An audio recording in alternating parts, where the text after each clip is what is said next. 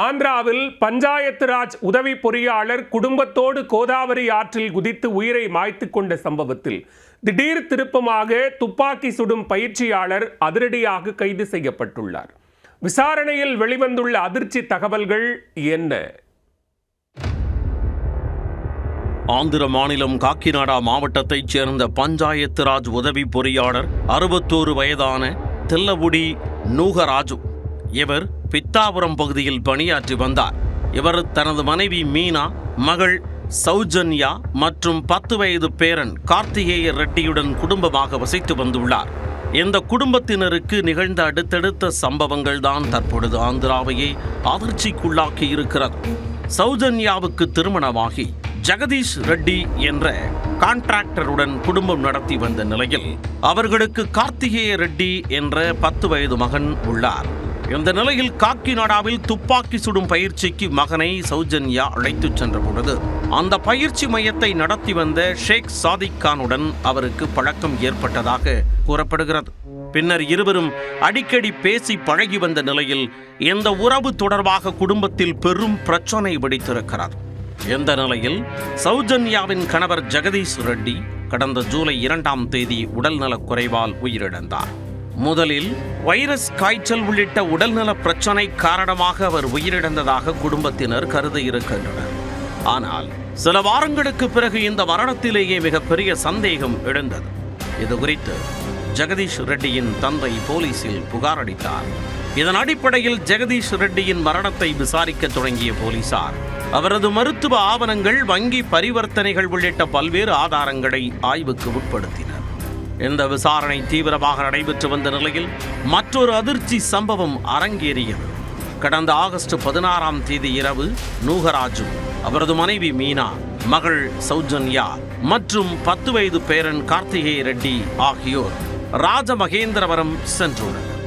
அங்கு சாலை மற்றும் ரயில் பாலம் பகுதியில் காரை நிறுத்திவிட்டு நள்ளிரவில் 4 கோதாவரி ஆற்றில் குதித்து உயிரை மாய்த்துக் கொண்டனர்.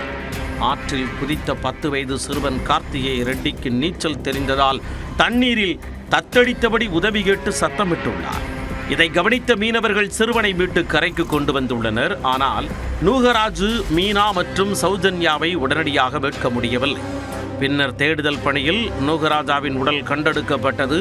மற்றவர்களின் நிலை குறித்து தொடர்ந்து தேடுதல் நடவடிக்கைகள் மேற்கொள்ளப்பட்டன.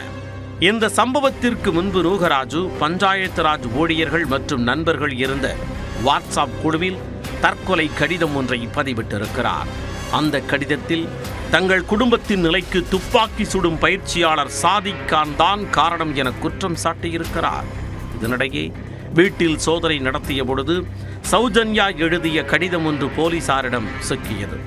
அதில் தனது கணவர் ஜெகதீஷ் ரெட்டிக்கு சாதிக் கான் விஷம் கொடுத்து கொன்றதாக குற்றம் சாட்டப்பட்டிருந்தது.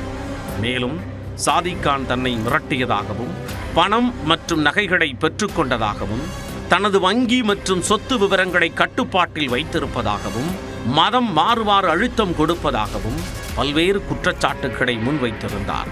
மேலும் தனது கணவர் மரணத்திற்கு நீதான் காரணம் என போலீசில் கூறிவிடுவேன் என சாதிக் மிரட்டுவதாகவும், இதனால் குடும்பத்தினர் கடுமையான மன உளைச்சலுக்கு ஆளாகி இருப்பதாகவும் கடிதத்தில் தகவல் வெளியாகியுள்ளது. ஒருபுறம் கணவரின் மரணம், மறுபுறம் சாதிக் கானின் மிரட்டல் என குடும்பம் சிக்கலில் தவித்ததாக கூறப்படும் நிலையில்தான் நூகராஜு குடும்பத்தினர் கோதாவரியில் குதித்து தங்களது முடிவை தேடிக்கொண்டுள்ளனர். இதையடுத்து காக்கிநாடா மற்றும் ராஜமகேந்திரவரம் போலீசார் இணைந்து விசாரணையை தீவிரப்படுத்தினர். வழக்கு சாதாரண தற்கொலை விசாரணை என்ற நிலையில் இருந்து பல்வேறு குற்றச்சாட்டுக்கள் அடங்கிய தீவிர விசாரணையாக மாறியது. சாதிக் கானை பிடிக்க தனிப்படை அமைக்கப்பட்டன. போலீசாரின் கூற்றுப்படி சாதிக் தனது செல்போன் பயன்பாடு மற்றும் டிஜிட்டல் பரிவர்த்தனைகளை தவிர்த்து பல இடங்களில் தங்கியிருந்து போலீசாரிடம் சிக்காமல் இருந்துள்ளார். 5 மாநிலங்கள் வரை தேடுதல் நடத்தப்பட்ட நிலையில் தொழில்நுட்ப ஆதாரங்கள் மற்றும் மனித உளவு தகவல்களின் அடிப்படையில் அவரது இருப்பிடத்தை போலீசார் கண்டுபிடித்தனர். இறுதியாக உத்தரப்பிரதேச மாநிலம் மீரட்டில் சாதிக் கானை போலீசார் கைது செய்தனர். அங்குள்ள நீதிமன்றத்தில் ஆஜர்படுத்தி டிரான்சிட் வாரண்ட் பெற்ற பின்னர் அவரை ஆந்திராவுக்கு அழைத்து வந்தனர். தற்பொழுது சாதிக் கானிடம் போலீசார் தீவிர விசாரணை நடத்தி வருகின்றனர். ஜெகதீஷ் ரெட்டியின் மரணத்தில் உண்மையில் என்ன நடந்தது? சௌஜன்யாவுக்கு மிரட்டல் விடுக்கப்பட்டதா? பணம் மற்றும் சொத்துக்கள் தொடர்பாக ஏதேனும் முறைகேடு நடந்ததா? குடும்பத்தினரை தற்கொலைக்கு தூண்டியதில் சாதிக்கானின் பங்கு என்ன?